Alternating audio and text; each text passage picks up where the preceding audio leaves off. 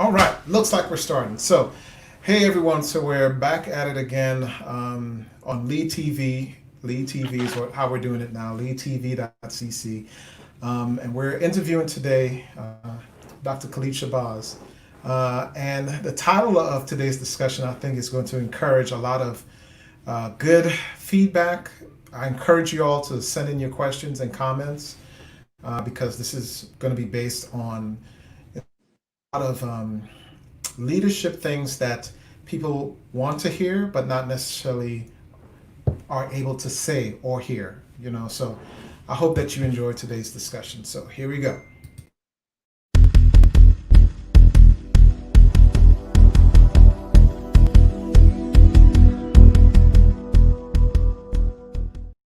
All right.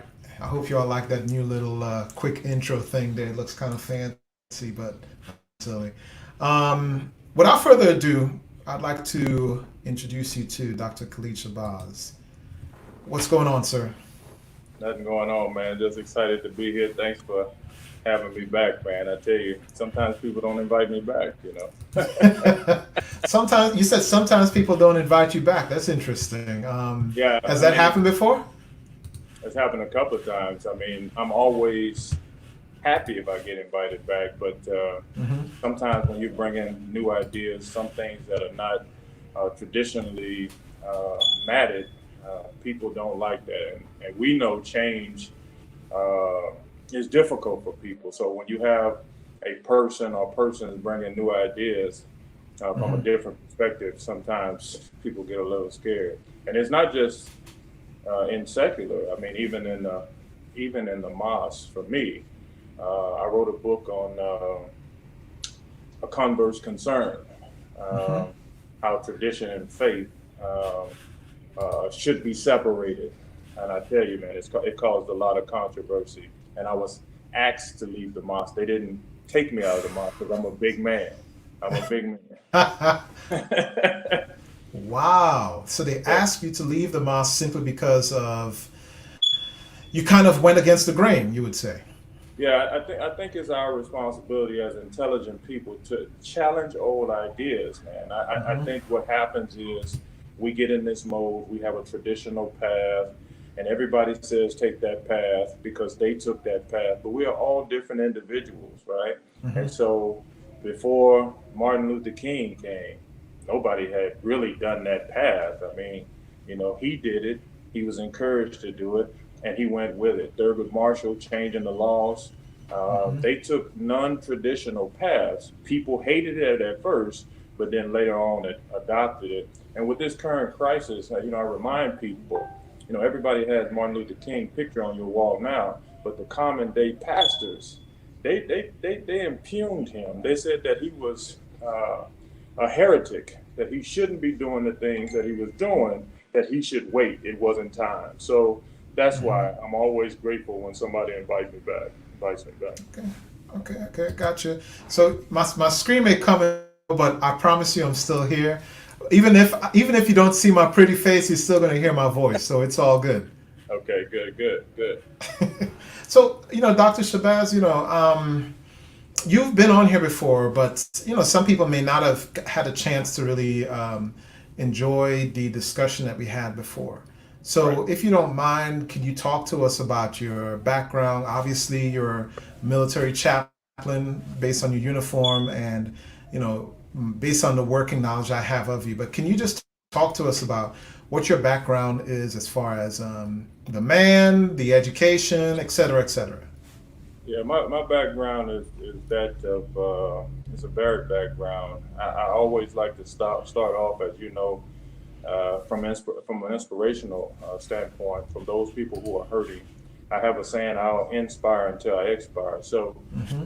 my story starts off in a bedroom, being molested at 10 years old by a family friend. Okay, Wow. that caused irreparable damage to who I was as a person.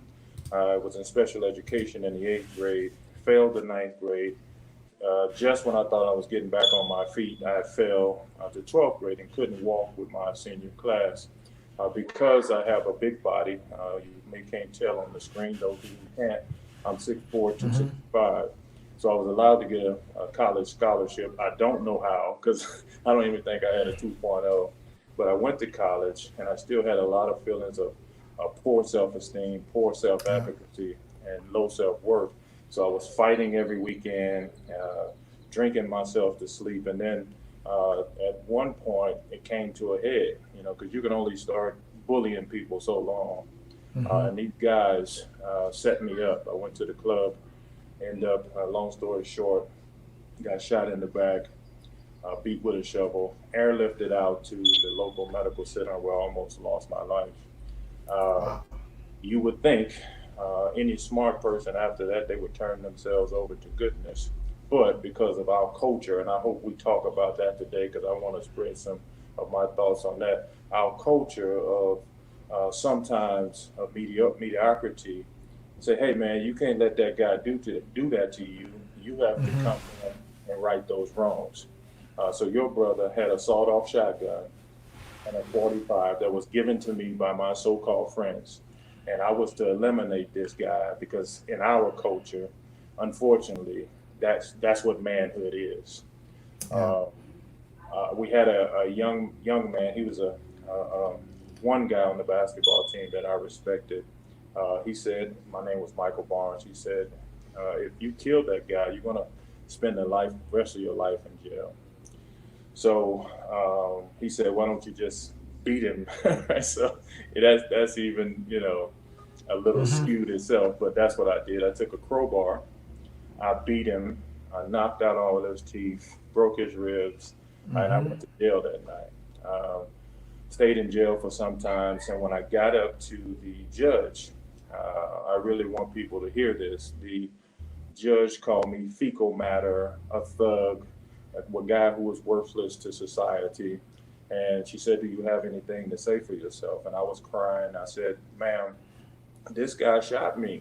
I was defending myself. I thought he was going to kill me." And she asked the counselors. This goes into some of the systematic problems. They had failed to tell her that. And so she brought the counselors up and said, "Is he telling the truth?" They said, "Yes. We didn't reveal that." And she let me go that day. Okay, so I Mm-hmm. drove back to Louisiana. I was working as a janitor at Kmart. Um, Met a couple of guys. They told me about the military. Came in the military. From 1991 to 1992, I had two Article 15s. Wow. Yeah, Two Article 15s. chapter paperwork in hand, brother. Chapter Lord. in What hand. was going on? What was going on that you get two Article 15s? That disrespect, I didn't know how to respect authority. I never had a man in my life that was present in the sense of teaching me discipline, teaching me what's Mm-hmm. right and wrong, telling me I can't do certain things. Everybody lauded me because I was a great basketball player, right? Constantly patting you on the head, telling you Mm-hmm. how great you are, but nobody was really teaching me anything other than basketball. So, um, as I was being chaptered out, the commander, and this is why I like to talk about mentorship and words are important. Uh, he called me some pretty bad names. He's actually my Facebook friend, and we'll talk about it later. So, but anyway, a sergeant major told me that he was going to be my mentor. I was actually out to lunch with him yesterday. I posted it on my Facebook page. Mm-hmm. I told me three simple words: "I believe in you, man." And he treated me like a human being, even though I was a private first class, and in the Army's language, a dirt bag, right? Mm-hmm. Everybody in the place in the battalion wouldn't have anything to do with me. This guy took his time to mentor a young PFC when everybody else said I was worthless. Can I ask a question? That guy that mentored you, did he look like you? Without question. Without, Interesting. he looked like me. He would bring me into his home. I'm a PFC now. He's bringing me to Mm-hmm. his home. Everybody else, even around my wife, man. This is why words are so important. Even around my wife and children, he addressed me in terms of honor. You know, we would go out to a Mexican restaurant and just sit and laugh and clown all day, and then he would give me tips. Everybody else, even when my wife was around, used to say, "Oh, ate up Barnes," in front of my wife and kids. It's cool. The culture is cool like that, and it just was tearing me down bit by bit. What this sergeant major didn't know. I want people to listen to this because I had failed all my life, brother. He caught me. I had already had a suicide plan. It was a wrap. I wasn't. I told myself, I'm a failure. My wife and kids would be better off with somebody else. Wow. Wow. So he came into your life at, you would say, almost the right time, the perfect time he came into your life. Yeah, he came in. Sorry for my sweater. He came in. Let me tell you something, and this is not hyperbole. He came in an hour later, I would have been dead, brother. It was a wrap. I'm Wow. telling you. He came in an hour later. It would have been a wrap for old Barnes. It just would have been a wrap. And because he did that, I decided that I was going to change my life. But the problem is I didn't know how. And so we're talking about different ways of people changing themselves. It just so happened I saw the movie Malcolm X. All right. And this guy with an 8-grade education decided to actually learn the whole dictionary. I saw the movie, went home to my wife, and I cried on her shoulder. And I said, I don't know what he is. I don't know what the hell he is, but that's who I'm going to be. That's the first real man that I had ever saw in my life of excellence, right? And I decided to become Malcolm X. And people who don't know, after he left Mecca, he changed his name to Shabazz, and that's why I wear the name Shabazz today. Can I ask a question? Now, Yes. I know you said that this sergeant major who came into your life came in at the right time. Would you say, and I'm going to ask your opinion, would you say if say for instance, he was not someone who looked like you, that he was someone, looked like person that may have reminded you of negative people of your past, would you have been receptive of that person? I don't know if I would have been because to that point, I'm from Louisiana. To that point, I don't know if I was personally ready for that. Right? Some people are, and I'm gonna tell you a story congruent to that. Because Sergeant Major came into my life at that time, he opened up my purpose, right? Because some year and a half, 2 years later, the person who wasn't of my ethnicity was a chaplain. All right? I had just changed my name. I had just converted to Islam. And Sergeant Major mentored me along so much that I was open to new ideas. The chaplain came over and he said, "Hey, we just got our first Muslim chaplain on active duty. I see that you're being discriminated against. They wouldn't let me go to Friday prayer. They wouldn't let me practice any religious rights. They called me a part of the enemy." And he said, "Why don't you help people like yourself?" What years were these? This was 1991, brother. 1991 to 1993, Bamberg. I was a field artilleryman, 429 field artillery, right? Wow. These people are still living.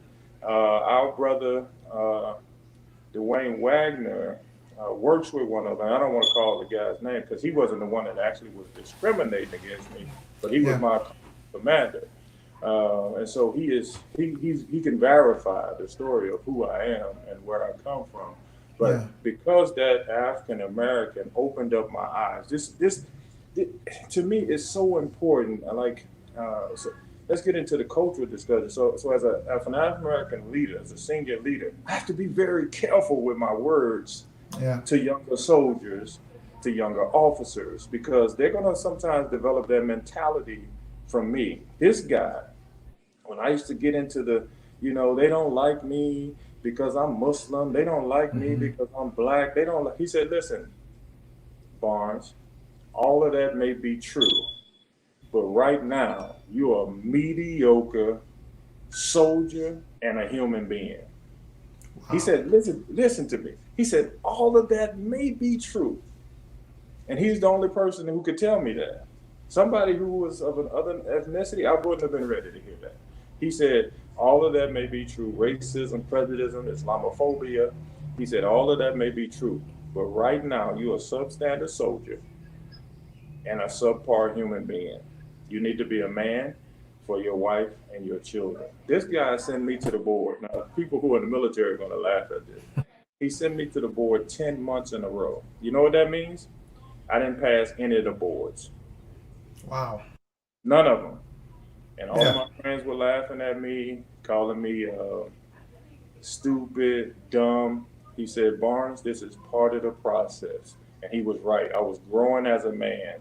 And when I started to grow as a man, I started to have more confidence. I was taking care of my family better. And I made a promise to myself. So you see all the education, 2 doctorate degrees, 4 master's degrees. You see all the education?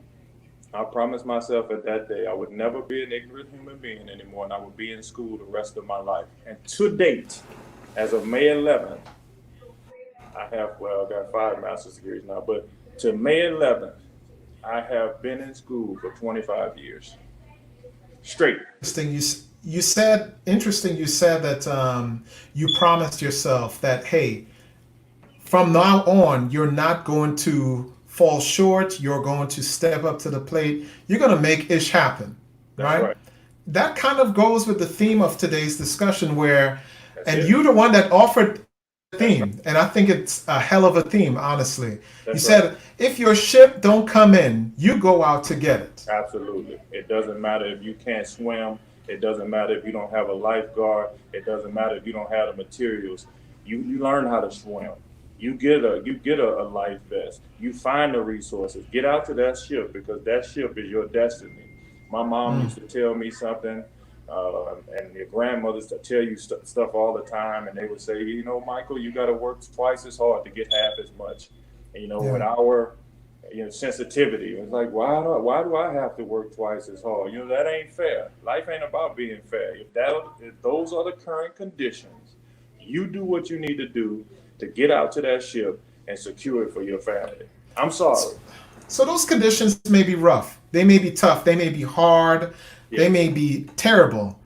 Why should it be upon me to work hard to go through a system that wasn't built for me? Shouldn't I point out those that are making that system that's biased against me? You're absolutely right. You can point them out all day, but it's still, you have a personal responsibility to ensure, as the young folks say, you secure the bag for your family. I mean, that's just the bottom line. Yeah. I was on the post the other day, and I was telling these young people, hey, listen, be careful what you say on the internet, because it could actually end your career. 3 officers that I know right now are under 15-6 investigation for imbuing the character of the President of the United States. You can let your friends hype you up. You can let your friends, hey man, speak on it, brother, preach, brother, right? Yeah. None of those guys will have their friends, when they're saluting that commander, receiving that general letter of reprimands. So at the end of the day, it's your responsibility. It is your responsibility. And from that day, brother, I got to tell you, I decided that I don't care who's with me. Because the common complaint I heard coming up as a young man was, I don't have anybody to look up to. I have no role models in my community, And so I decided to myself, honestly, it's not a statement of arrogance, it's a statement of fact. I say I'm going to be my own doggone role model. I'm going to grow myself into a person. I don't care how hard it is. I'm going to be a role model for myself. And then once I become a role model for myself, I'm going to give everything that I have to people who, at this present time, may not have anybody in their life that looks like them. It's not that I exclude anybody else, but at the end of the day, when I walk around as an African-American man, and people see me in the gym all the time, I got Colonel Shabazz on, I got Dr. Shabazz on my back, and they say, oh my God, this guy is unbelievably arrogant. No, I'm not arrogant. I'm showing those people in that gym that it's possible. Right? And so just yesterday, a day before yesterday, young lady walks up, African-American young lady, and she says, I've been wanting to talk to you for 3 or 4 months, and I just got up the courage. You look so serious, and, me and my friends just, we were wondering why you got all this stuff on. And I said, well, what made you come over? She said, because I can tell you're a person of importance, right? Unfortunately for her, I'm moving to South Carolina in 2 days. So Yeah. now we Yeah. have to do the mentorship from afar. We could have been breaking bread. We could have brought her into the house. I have a wife of 29 years who would have been glad to offer her of herself. You know what I'm saying? So if your ship don't come in, swim out to meet it. Move through your friends. Her friends stayed over there laughing. I gave her my card and all that kind of stuff. But she came over, a staff sergeant who wants to go to officer school. I say, sister, we will absolutely get you there. Don't you even fret it. I've put 78 people through officer school, but we could have had some hands-on training. So before we get into the next section, sir, let's go ahead and read some of the comments that's coming in. Wiping, I know you sweat. Just got off the treadmill, brother. Sorry. It's all good. It's all good. So let's go ahead and show some of the comments that are coming in. We've got one from Miss Michelle Hooker. Michelle Hooker. Oh, do you hear me, sir? Yeah, I can hear you. Yeah. Do you know Miss Michelle Hooker? She's one of my Facebook friends. All right, all right, all right. So let's go ahead and just share some of the comments. We got Mr. Brett Lewis saying, hey, what's going on? Yep. We've got, hey, Colonel House. He is saying he's tagging another person to come in and check out our discussion. We've got one from Asora, Ariana Z5 Taylor. She said, hi from Nachitoches. Oh, I don't know if I pronounced that right or not. Knackered. But okay. We got another frat brother. He said, yes, sir. He is enjoying the discussion. And to add to it, he said, Dr. Shabazz is manifesting representation. Yes. Representation. Representation is important. Representation is important. Yeah. Letting folks know that, hey, you've done the work. Come on over and get some of this mentorship is important. But right. Unfortunately, a lot of us are hesitant in displaying the things that we've accomplished for fear of being outcasted. What makes you different? Well, I think we have a problem with this word humility. Humility doesn't mean not being out front. I mean, everybody I talk to is like, yeah, well, I got education, but I don't share that with people. They're gonna think I'm arrogant. I had to work through that because I wrote a book on self-esteem. And the reason people don't do that, because in our community, let's just call a spade a spade. We get, when we become educated, when we try to do better, people call that acting white. I wrote about that in my book.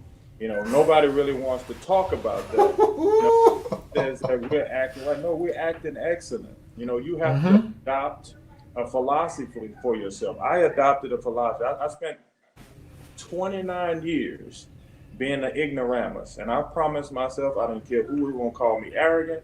I didn't care who was going to call me conceited. I talked to you the other day, I know who I am.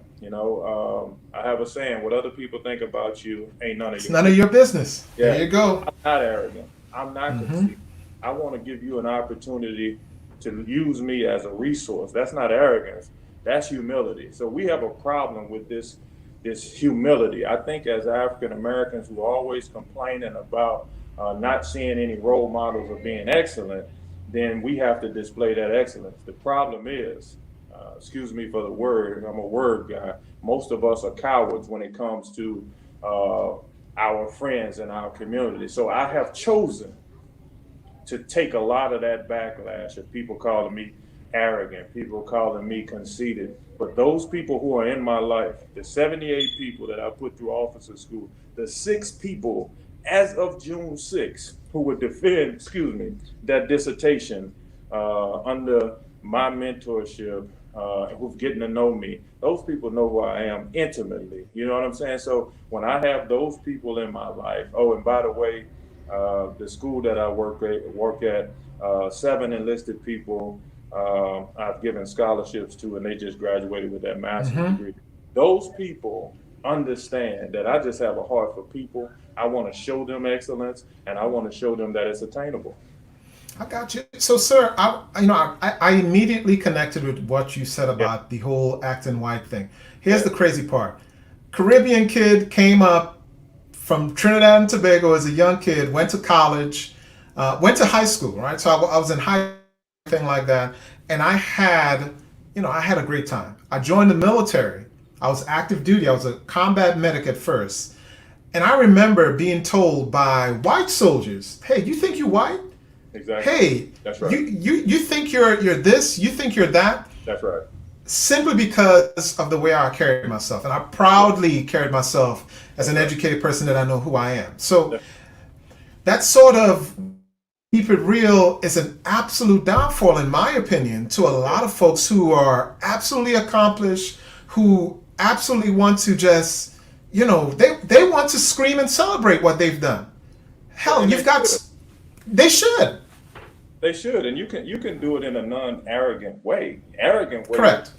I got a doctorate degree. It's time for you to get yours. No, now that's arrogant. But I can tell you, hey man, I got a couple of doctorate degrees, a couple of master's degrees. Let me help you through this program to get you to the level where I'm at. That's not arrogance, man. That's humility, saying that I want you to get where I am. No, there's no difference between me and you, but a decision. That's humility. I could hide all of this information. I'm writing a book right now. I won't release it until I get out of the military because it's kind of inflammatory. The title itself is The Top Black Syndrome. Really? Oh, wow. In a sense. Yeah. Wow. I mean, these are real life issues that you think that you have to be the only African American on the job that's successful. I share all the products that I have with my mentees or my colleagues. I share my OERs because at the end of the day, my job is to help you. I'm not competing with you. We're competing to get you to be the best person that you can be. That's all I care about. That's all I care about. Isn't that the embodiment of what a chaplain is supposed to do? Yeah, I guess it's supposed to be the chaplain. I mean, maybe I'm diminishing myself here, but I don't. This is gonna sound funny, but I didn't even come to the chaplain's course. I didn't think that I could be a good chaplain because I used to tell my wife, "Oh my God, I'm going to the chaplain school. All those guys are super holy. They super righteous. They follow in the letter of the word." I never seen myself. I came to the chaplain school, 100% truth and transparency, to transform human lives. When people come to me, I don't care if you're Hindu, I don't care if you're Buddhist, I don't care what your orientation is. When you leave from me, you're going to be a stronger person when you leave from my office. Let me tell you a quick story before you intervene. We were at, I won't say the duty station, but we were at a duty station. I was just becoming the first Muslim chaplain in history to take a division. So we had all of these interviews and cameras. That thing went viral, right? So on the post that I was at, we had two female soldiers who were married, right? Nobody would counsel them on posts. And a sergeant major said, I know who will counsel them.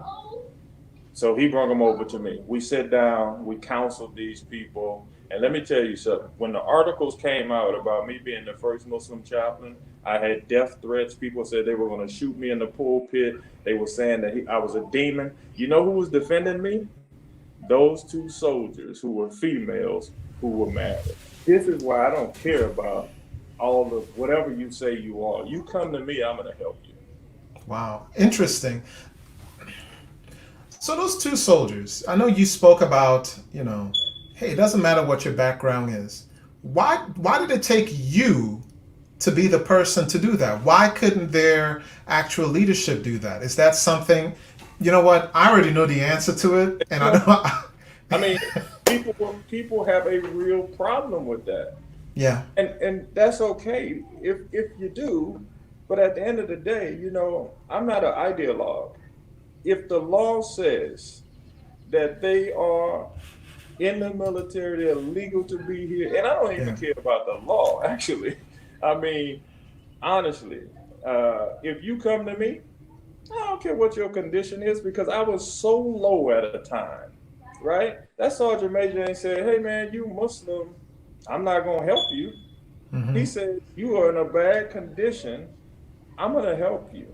Right? And that's just the bottom line. That's my mentality. Not only that guy, we had a Christian chaplain who told me to be a Muslim chaplain. So what do I look like with my philosophy going contrary to those people who helped me. I think it's nonsensical. I mean, honestly.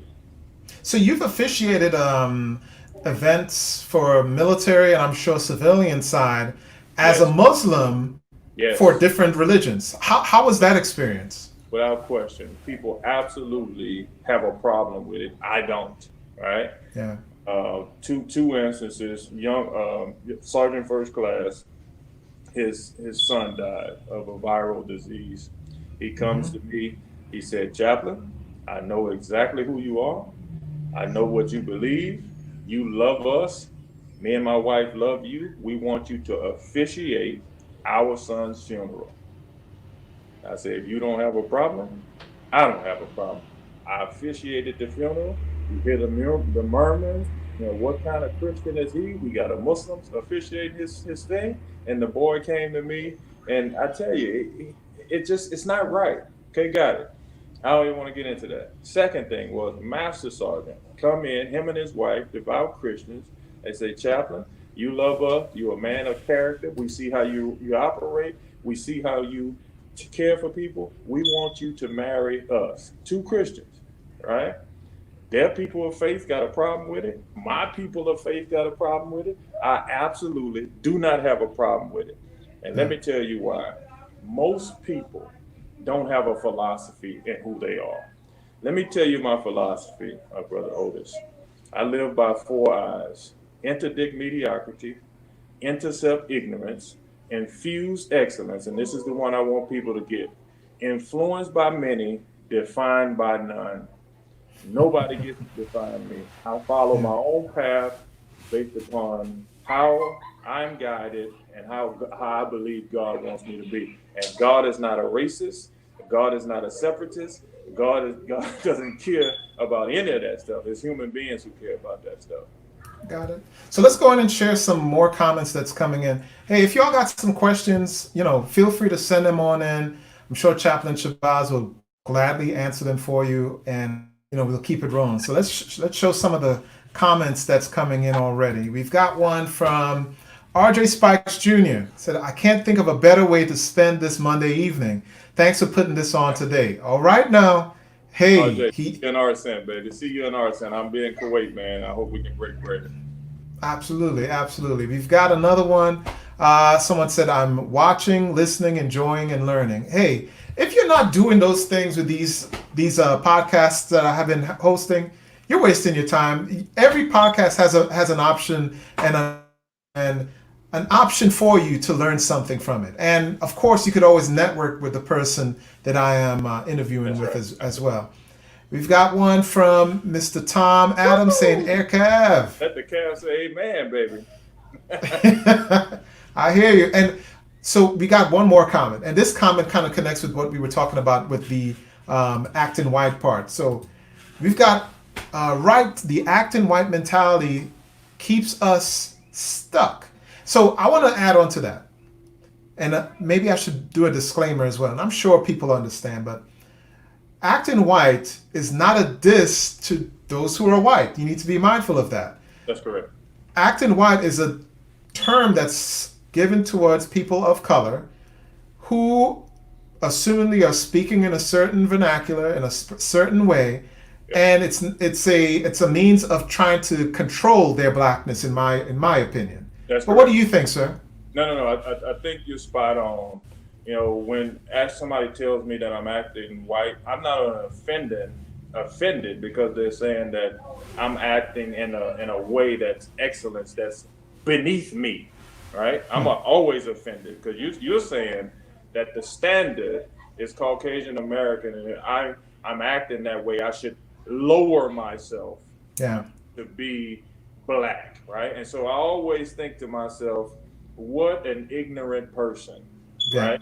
I have heard this around the dinner table. I have heard this at family reunions. I have heard this from people that I love, right? And I'm always thinking to myself, what an ignorant person, because you're talking about a generational curse. You're passing down mediocrity. This is why I Hmm. have on one of my four eyes: interdict mediocrity, intercept ignorance. That's ignorant. I will intercept that anytime because I'm not acting white. I'm acting excellent. I'm acting educated. So The thing that we have to do, honestly, and it takes some courage, I know, you have to challenge that. But you have to have a philosophy that says, I'm going to challenge it.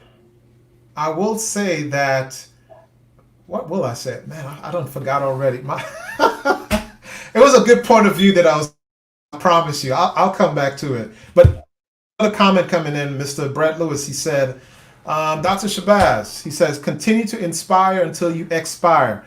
Also, continue to inject this thinking and continue to help. It's one thing to interact on Facebook. It's another thing to hear and see you. Much respect, sir. And I'm infantry. All right, Brett, I appreciate you. What a comment from that giant. You know, he's on here and people just see his name, but I'm a Facebook troll. So, you know, I see your background, Mr. Lewis, and sir, I tell you, I appreciate that a great deal. Yeah, I had a little interaction with Mr. Lewis last night.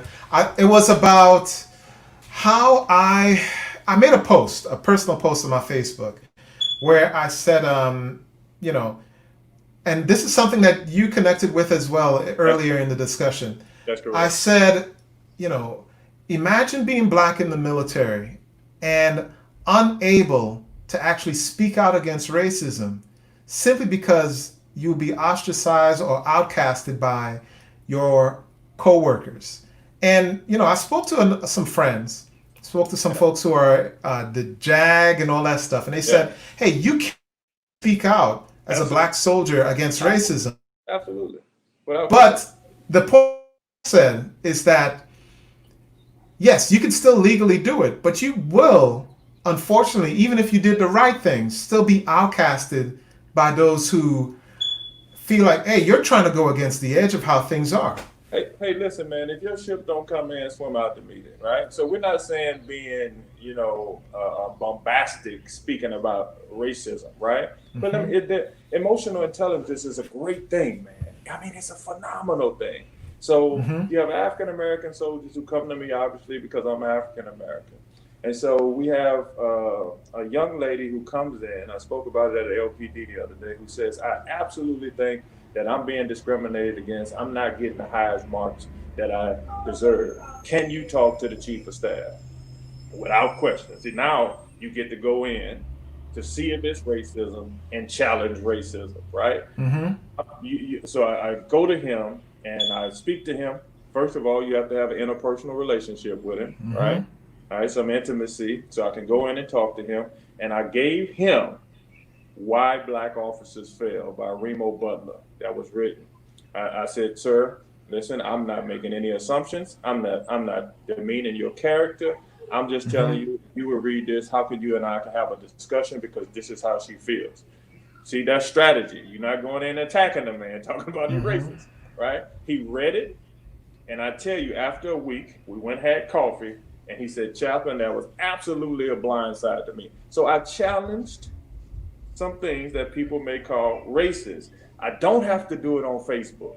I don't have to do it where my words are going to be misconstrued for the rest of my life. You can challenge it. I mean, just think about who I am. I walk into my first battalion, reach out my hand to my commander, and I say, sir, I am so glad to be here. He wouldn't shake my hand. He said, we have some problems with your religion and how you guys treat women. Have a nice day. Wouldn't speak to me for 9 months. So my very presence is a challenge to those things that are not traditionally held in high regard. After 9 months. Hold that thought, sir. Yeah. Hold that thought, because you just said it. You said your position is something that could be interpreted negatively even before someone actually gets to know you. That's something that's going on, hell, right now in general society. It is. My black skin, say for instance, I was in the military. My skin has a story to be told before I even open my mouth. That's something that a lot of people of color are experiencing. Well, not just soldiers, but people of color. How are you supposed to reach out to their ship if they're dealing with sharks in this water that they've got to be dealing with? How are they supposed to feel? What are they supposed to do? I can't tell people how to feel, but I can tell you this. I can tell you this. If most of us right, would be honest, right? If most of us would be honest, we hold some of those same biases. We hold some of those same prejudices against others, right? I don't know where you from. I'm from Louisiana, right? And I could tell you that some stuff was put in me that I had to overcome. So for me, and I'm not giving anybody a philosophy on how they should think, right? But for Mm-hmm. me, I always cut people some slack, and I'm gonna tell you why. I was in basic training. Uh, we had a guy from from Alabama. I'm from Louisiana, and I can say this without provocation. He didn't like black people, and I didn't like white people. That's just how we say keep it real. That's the Mm-hmm. way. That's the way we were raised because That we was at that time. That was at that time, basic training, years ago. 1990. We were the two alpha males. Drill Sergeant Fab said, both of you poor MFs will not graduate, and we know you don't have a job when you go home, so you better Mm-hmm. learn to get along. Check this out. Begrudgingly, he said, I will never talk to you, Barnes, until you listen to some country music. And initially, I was like, I'm not listening to that crap. But I needed to graduate, had a wife and 2 kids. He let me listen to a song called Midnight in Montgomery. Absolutely loved it. Opened up my aperture. And I was like, that ain't bad. I mean, I was raised on rap. Me and this guy are Mm-hmm. still friends today. He a retired Mm-hmm. master sergeant. Opened up my aperture, right? But and so when I meet people who are discriminating against me, those sharks that you were talking about, I absolutely give them the benefit of the doubt, right? We Mm-hmm. can sit down and have hard conversations, and they are hard, right? There's one last story. In the gym, Joint Base Lewis McCoy. I'm a workout animal. I'm working out with these guys. We're in civilian clothes. They have no idea who I am. We just, because, it's early in the morning. And 2 white guys. I see them one day, probably 6, 7 months. We're at a ceremony. They see the big freaking crescent moon on. They said, what is that? I said, well, man, I'm the Muslim chaplain. He said, but you so nice. Right? Listen, I absolutely had an opportunity to change how he thinks about all Muslim people before Mm-hmm. he even met me as a Muslim. I got a funny story. Yeah. Funny story to share. And this happened last night. You ever had, and I put up a post, I said, you ever had someone from your past come back and those wonderful memories, those emotions from back then kind of flood you with happiness that puts you in a mood that you're on cloud 9? I Yeah. had that last night. 2 guys that I met. This is 1999, 2000 in Greencastle, Indiana. I went to DePaul University. Hmm. But I befriended 2, they call them Hicks out there in Indiana. Yes. 2 white guys, Yeah. total opposite of me and all that. I came with the mentality of, hey, I get along with everybody. Those 2 guys took me to their house and we hung out. They said to me, hey, my grandfather is a confirmed racist. My Yes. dad is kind of racist, Yeah. but you changed my life 20 years ago. Last night they reconnected with me. I almost freaking came to tears seeing Yes. and hearing the stories that a Yeah. positive interaction from back then and a Yeah. good heart Yeah. going. People are socially conditioned. They're culturally Yeah. conditioned. It doesn't mean that they're bad people. Some of them have just been told you are stereotypical who you are, right? Mm-hmm. I went to my boss. You talk about mentorship. I had been given this position, a high level position as a major, absolutely overwhelmed, didn't know what the heck I was doing, sitting in the back, man. I got to be honest with you. I'm in tears. I'm like, this is over my head. Because, none of the people, the Iron Majors, all of us competing, right, to see who's going to get the Mm-hmm. top block. Culturally, it says, my boss is Caucasian American. culturally, I know people don't want to talk about this, but I love to talk about it. Culturally says, he gonna think I'm dumb. He gonna think I'm this. He gonna think I'm that. Listen, man, I don't have time for that. I'm trying to eat. I'm trying to go catch that ship. I went into my boss. Very moving, man. I went in there and I'm almost in tears. I say, sir, I gotta be honest with you. I thank you guys for hiring me here, but I absolutely am overwhelmed. I do not know what I'm doing. All those guys seem to know what they're doing. So he rears back in his chair. And so here's my cultural stuff coming in. I'm saying, oh my God, I knew he was going to think I was dumb. I knew he was going to think that, I was overwhelmed and I couldn't do it. And he's probably going to find a way to get rid of me. Mm-hmm. This guy says to me, he said, nobody says my name right. He says, Khalil. I wanted to say, sir, that's not my name, but it was an intimate moment. It's Khallid, right? He said, Khalil, I got to be honest with you, and you seem like a mature guy. He says, no African American has ever asked me for mentorship. Let's come back to that. We'll come back to the mentorship thing. God became my mentor. Let's come back to it. I got some comments that are coming in. We've got one from Mr. Spence. He said, hey, please reshare those 4 I's. What are those 4 I's again, sir? Interdict mediocrity. Intercept ignorance. Infuse excellence. Influenced by many, defined by none. Interdict mediocrity. Intercept ignorance.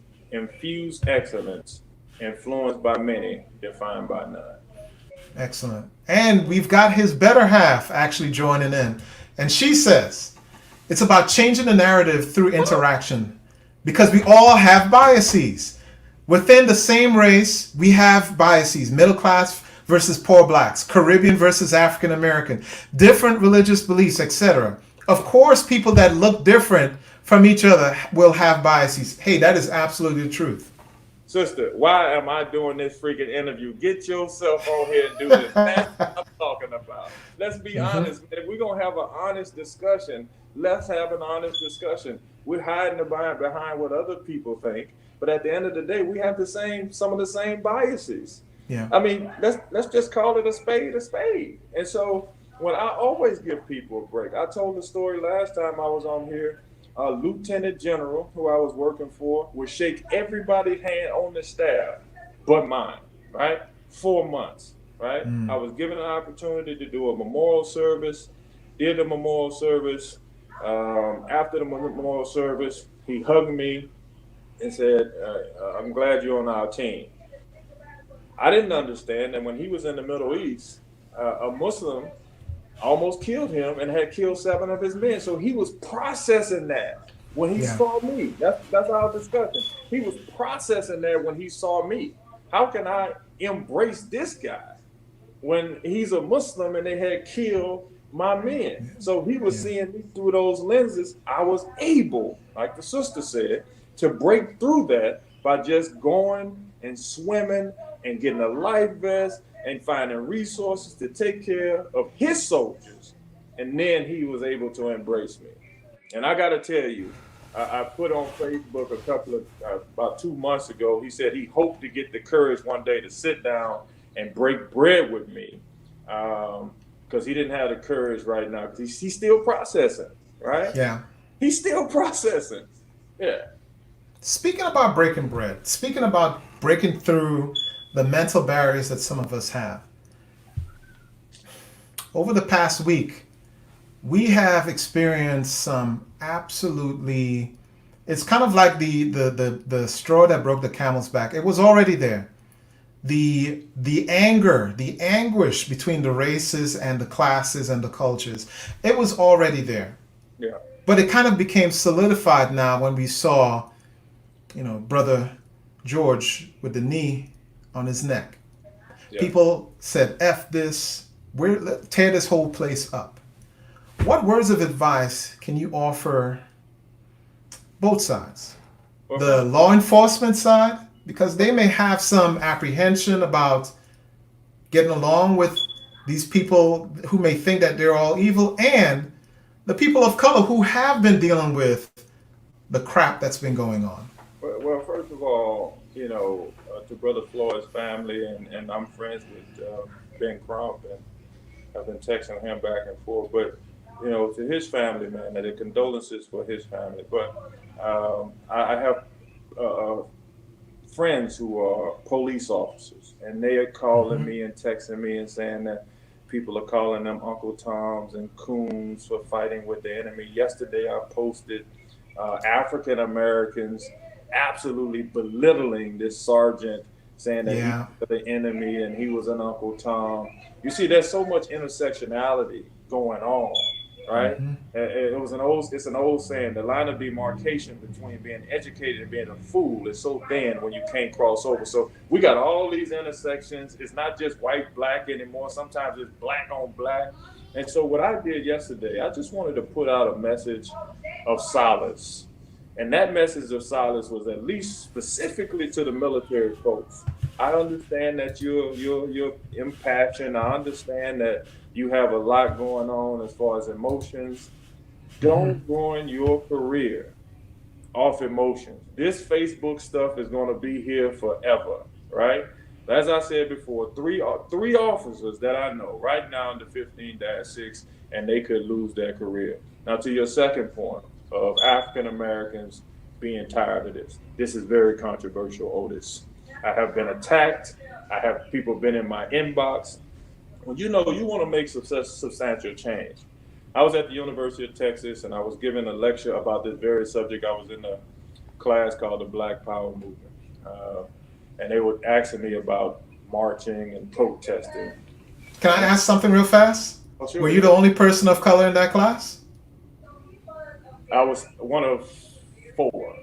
How many in total was in the class? There was about 300 people in the class. I was actually just doing a lecture, and they were asking about. And so you talk about solidarity and homogeneity.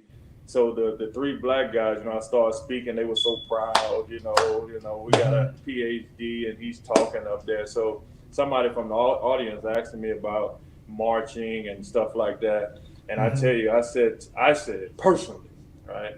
I think it's a measure of impotence, right? We have been marching for some odd 50, 60 years. I said just me, right? I said, this is not my philosophy for everybody. Because you can see the brothers on the side now, like, oh. You're like, what's coming? What's coming? But, but I'm saying, me, if you want to have a philosophy, if you want to start a mass movement, why don't we start just producing some lawyers? Why don't we start producing more doctors instead of basketball players? Why don't we start producing more scientists than LeBron James? We can have a debate right now about LeBron James and Michael Jordan, and I bet you'll have 600 people on here instead of how many you have on here. The second thing I said, if you want to protest, right? Very controversial. I said, we have at the University of Texas, which I'm was a War College student at, I graduated. I said, you have at the University of Texas, the football team is 98% African American. I said, if you want to have a real protest, why don't you take 98% of them and send them to HBCUs? The brothers over there like, this fool is nuts. We don't subscribe to that, right? But it's not that I'm trying to be controversial. Those are just my ideas, right? Yeah. Some of the best people in the world were those people who were divergent to the common thought in the land, right? Everybody talks about this, we want change. Why don't the change start with you and send your kid to historically black college? I'm birthed from a historically black college. They struggling every year to get money from the alumni. Yet I can tell you, and let's just talk about me. I'm riding in a $95,000 vehicle out there. And so can I use some of that money to send it to the historically black college? Absolutely. But most of us don't want to send that money back because you don't really value historically black colleges. You running at the mouth. Yeah. So I don't believe in being a hypocrite. I don't believe in talking what I don't believe in. And most of us, just by the things I'm saying, I'm telling you, my inbox was on fire because you're not saying what everybody else is saying. I'm not trying to be controversial. Those are just my ideas. Gotcha. Let's read some of the comments that's coming in. And we've got one from, and I saw it on the other group. This is from Ebony. She said, thank you. Oh, I think it's from the time where I brought up the discussion about the, people who are protesting. People are protesting and we wanted to hear your point of view. So we appreciate your point of view. Thanks, Ebony. And we've got another one here that says, this is a question. This is our first question. It asks, what words of advice do you offer to young leaders when navigating this topic, current events in the workspace? I'll tell you this. I'll give you my point of view and then I'll hear you, sir. My point of view is, as a civilian, I'm allowed way more leeway. I spoke to, I spoke to a JAG officer who's basically my best friend, and he said to me, hey, as long as you're not in uniform, which obviously I'm not, or you're not saying that, hey, this is the official stance of the Army and this is what the Army feels, you are still available to protest against racism, protest and speak out against things, and keep it moving. But that's just me. But what about you, sir? Well, I mean, specifically, they're talking about in the workplace. First of all, like I said, you have to have interpersonal relationships to open up the avenues to talk about something as volatile as racism, right? Yes. We could talk about racism, but first of all, I need a personal connection with you because some of my ideas may be, kind of offensive to you. And if you know my heart and you know me as a person, then you won't take it that way. So I think it's very dangerous to talk about that in the workplace if you don't have a personal relationship. Second of all, I would dare say, as a young officer, and you may be African American, I think it is present every day, right? Race and discrimination is prejudice every day. And so your very presence has to be that of excellence, right? And so if you read Why Black Officers Fail, and Otis could send it out to you guys later, one of the things that the senior officers said is in their career, they had one black officer who was excellent. They always talk about that one black officer. I would like to see all of them be excellent, but if you can, you should be that officer who is the doors and avenues are opened up to, so you can actually have those conversations about race. I was a major. Colonel came down to Fort Hood to visit me. He said, I'm having this conversation with you because you're mature and I know you can understand. He said, we need more African Americans and minorities at the senior level. And he said, I'm going to tell you why. He said, not for diversity's sake. He says, some of us are culturally incompetent to mentor African Americans. I'm going to say that again. Ooh. He said, some of us are culturally incompetent to mentor African Americans, so we need some people at the senior level. You know what I thought about when I said that? When I thought about him saying that, first of all, you have to be mature. Second of all, that is a very nuanced conversation, right? It's certain things that you're from Haiti, I go to Haiti, and I do, and you're gonna say, who is this idiot? He must be a tourist. You know what I'm saying? It's the same thing between sometimes African Americans, Caucasian American, Hispanic American. We all have these little nuances, right? Our own particular language, right? So we're talking about expanding your aperture. What he said to me was so profound. I went home and thought about it. I dictated about it, and I was like, that's so deep. I had never thought about it from that perspective, right? And he was partially right. They still have a responsibility, but he was partially right. I don't know. In my opinion, sir, and I hear what you're saying, and I agree to some part. But in my opinion, we are too technologically advanced to be ignorant about how to interact with folks. We have the opportunity to reach out, network, and connect with whomever we. Black people are not animals. You could come and talk to us. What's the issue? What's slowing people down from doing that?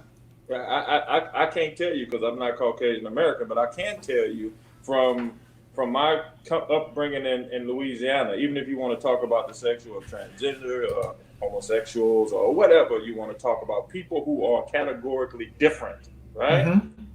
Going in to talk to those people is an uncomfortable conversation because you're not used to being around people from that gender or from that mindset. So from that point, the nuance was so profound of what he said, I understood it, right? Because there's a natural fear. You're going into a place where you don't understand. You don't understand the nuances, right? So I understood. That's why I said I partially agree. And going further with that, and I wanted to talk to you about the controversial is a bad word, but the word that was when I gave the stance when our dear brother Dwayne Wagner said that we have to be cross mentor, right? Mm-hmm. I absolutely agree with him, but the onus shouldn't be all on us. By nature, we're going to cross mentor. The onus should be on the senior leaders who are Caucasian American. They should also reach down and say, I'm going to intentionally do these things so we can have more minorities up in the senior ranks. But it goes back to what that colonel told me when I was a major. Some of them are afraid to do that. All right, here we go. Not only from a cultural perspective, but also from an ethnic perspective, because some of them have ties with people who don't think like them. So they have to also have courage to cross those racial bounds. Yeah, I agree. I would dare to even say the gatekeepers, the people that actually put people in leadership positions or certain locations, localities, etc. So I think they're like the branch managers or whatever. They should purposefully put people in certain positions to be mentored or brought up by They, people who don't look like them. no, I agree, but they got to have people to sign off on it. Let's go back to the conversation where we have African Americans are doing certain things and people are saying they're acting Mm-hmm. white. Could you maybe assume that they have some people sometimes from that ethnicity saying, why you doing that affirmative action stuff? You don't think Yeah. they have any cultural pressure, right? Yeah. So I always think about it from that perspective because I got so much cultural pressure, right? To tell me, listen, man, be mediocre. Why can't we do this? Why can't we do that? You know, you Mm-hmm. trying to do this. I can imagine they also got the same culture. I'm not cutting Yeah. them in slack. I'm just telling you, it's going to take some courage from that side as well. Got you. Let's go ahead and share some. We got a couple of comments, and I've got maybe one or two questions, and then, I know. Hey, sir, every time you come on here, you always bring that fire. So I appreciate people coming and talking. So do know that I do see your comments and questions, y'all. So let's share some of the comments that we see. We got one from Miss Vanessa Rice. She said, "Key word is courage. A lot of them will not step out and do it because of their friends and peers and coworkers." You don't know. You know what? You don't know who that is. Who Right? is Miss Rice? Miss Rice. I grew up with Miss Rice. Miss Rice lived right around the corner from me. We've been friends for over 30, well, over 50 years. She is Command Sergeant Major Rice's wife, but that's not how I want to introduce. I want to introduce her as my friend, and she knows Michael Barnes. That's all she's ever known me. So Mm-hmm. I agree with her. Some of them will not step out because of their coworker and pressures from their friends. Interesting. Yeah. Interesting. Here's another comment coming in, and I'll tell you exactly who it is that says this comment. I think it's Stephen Manley. He's in the AAO group. He said, "We've been taught to mistrust each other. This potentially is a reason for not crossing those lines." Mistrusting each other. That is And absolutely interesting. intercept ignorance. Mm. Let me tell you. So all of us have these feelings, right? When you see somebody who's African American, we don't want to talk about this. I'm glad that person brought it up. When you see somebody who's African American, certain things go through your mind, whatever they may be, and some of Yeah. them are negative things, right? What I try to do purposefully, because I got a couple of friends, these guys are phenomenal, right? And some Mm-hmm. feelings of jealousy arise in me, some feelings of all kind of stuff. And so those things that they do that I'm not good at, I overcompensate in congratulating them on those things to get that stuff out of my system, right? Mm-hmm. Because that person is absolutely right. We've been taught to mistrust each other. And so for me, I intentionally embrace those people. That's why I'm so big. If you follow me on Facebook, I'm so big on this respect thing, especially these fraternity guys, walking up to me who are lieutenants, captains, saying, "Hey, what's up, dog?" Automatically put them in their place. Why? Because that goes back to what he's saying. You've been taught to think lesser because I am a certain hue or a certain ethnicity. No, you should give the same respect to me that you would give to anybody else. That is a part of self-love and self-care. Okay, so I agree, but we have to. And I'm not trying to sell a book here. This is not a plug for my book, but I wrote a book on self-esteem, self-efficacy, and locus of control to try to. I studied myself for 5 years to get that mess out of me because it's a cancer. It's insidious. Gotcha. We got another comment right here.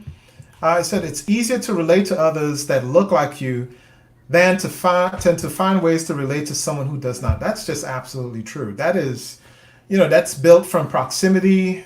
That's built from, people, the first person that you call mama or daddy as you're growing up, the person that's in your neighborhood, your family members, your mentors, your teachers, your coach, that's going to end up happening. But there's nothing wrong with that. There's absolutely nothing wrong with celebrating those that look like you, living and growing those who look like you. But I will implore onto you, if you're out there, this is just my philosophy anyways.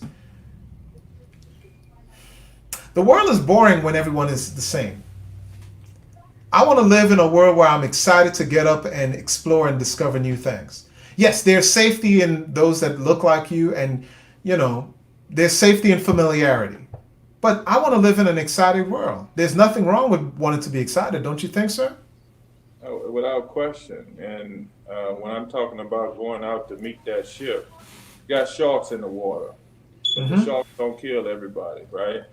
Some of those people who don't look like you become your best allies, right? In getting you to where you want to be. The question is, do you have the courage to accept them as allies, right? And it's very difficult. I don't want to minimize it. It's very difficult because when you been taught, a sister, and Vanessa can speak to this as well, when you've been taught as a young person, as a cultural, to mistrust all people from a certain ethnicity, is very difficult, right? And if you don't have an opportunity, I have a saying, I got 1,000 sayings because I've been trying to be wise, right? But it's all good. It's all good. We love it. Even a turtle has to stick its neck out to make progress. I'm going to say that again. Even a turtle has to stick its neck out to make progress. When you cross those cultural lines, you're sticking your neck out to say, I can absolutely get my neck cut off by asking a person from a different ethnicity for mentorship, but I have to stick my neck out to make progress.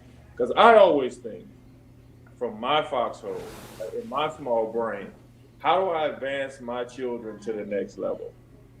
Right? I'm sticking my neck out for them so they could get to the next level. I'll endure some pain.